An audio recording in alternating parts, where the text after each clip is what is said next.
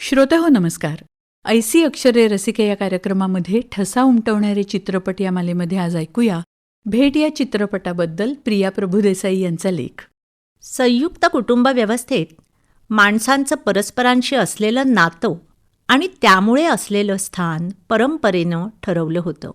पुरुष हा करता तर स्त्रिया दुय्यम. नंतर स्त्री शिक्षण घेऊ लागली, कमावती झाली, तिला स्वतःच्या अस्तित्वाची जाणीव झाली आणि परंपरेच्या अभेद्य चौकटीला धक्का बसला. एकमेकांशी नातं जुळणं हे फार सुंदर आहे, पण ते टिकायला प्रेमाची जोड लागते. नाहीतर आधी मन तुटतं आणि मग कायदेशीररित्या शरीरं विभक्त होतात. या पडझडीत मुलांबरोबर असलेल्या नात्याची मात्र तगमग होती. ती नाळ काही तुटता तुटत नाही.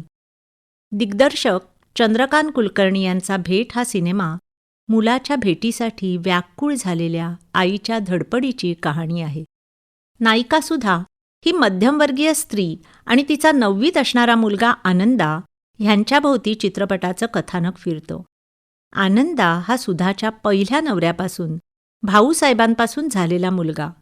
एकमेकांशी न पटल्यानं त्यांचा घटस्फोट झाला आहे.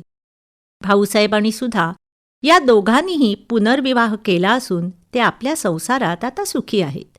सुधाला एकदा तरी आनंदाला पाहायचंय, पण भाऊसाहेबांचा स्वभाव पाहिला तर ते अशक्य आहे. आनंदा वडिलांकडे राहतो. जेमतेम 4 वर्षाचा असताना त्याने आईला शेवटचं पाहिलं असतं. आता त्याला आपली आई नीट आठवतसुद्धा नाही. एके दिवशी त्याची आतेबहीण सुलू त्याच्या आईला बघितल्याचं सांगते. मॉडेलसारखी देखणी आहे रे ती. या शब्दांनीच आनंदाला आईला भेटायची तीव्र इच्छा होते. पण घरात तर आईच्या नावाचा उल्लेखसुद्धा कुणी करत नाही. मग हे जमवायचं कसं? आनंदा आपल्या पमा काकाकडून आईचा पत्ता घेऊन तिला पत्र लिहितो. आई वेगळ्या मुलाचं पोरकपण आणि परिस्थितीने लादलेला समजूतदारपणा त्या पत्रात उमटलेला असतो. आता सुधाची तगमग अजूनच वाढते. आतापर्यंत आवरलेल्या भावना ओथंबून वाहू लागतात आणि ती नागपूरला आनंदाकडे जायचं ठरवते. मायलेकरांची भेट व्हावी हे फक्त पमा काकाला आणि आनंदाच्या आजीला वाटत असतं, पण त्यांच्या मताला किंमत नाही. सुधाने घटस्फोट घेऊन घरातल्या सर्वांचा अपमान केला आहे अशी बाकी सगळ्यांची भूमिका आहे. एकमेकांच्या नावाने आंघोळी केल्यानंतर यायची हिंमतच कशी झाली हा भाऊसाहेबांचा सवाल आहे. सुधाकडे याचं उत्तर नाही.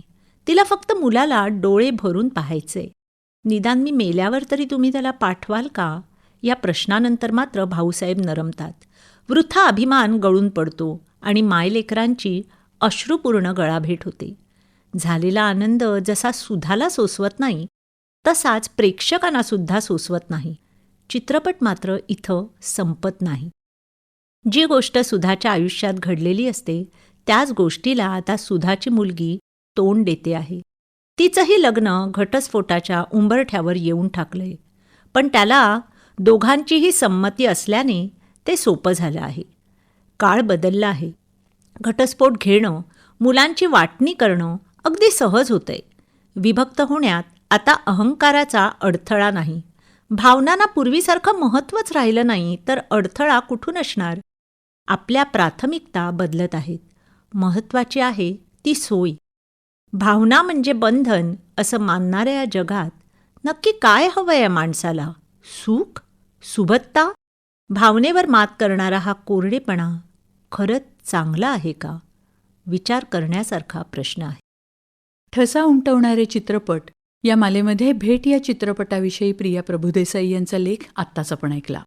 या कार्यक्रमाला निर्मिती सहाय्य केलं होतं पूर्वा राणे यांनी आणि सादरकर्त्या होत्या ज्योत्स्ना केतकर. आणि याचबरोबर आजचा कार्यक्रम संपला. पुन्हा भेटूया उद्याच्या भागात. नमस्कार.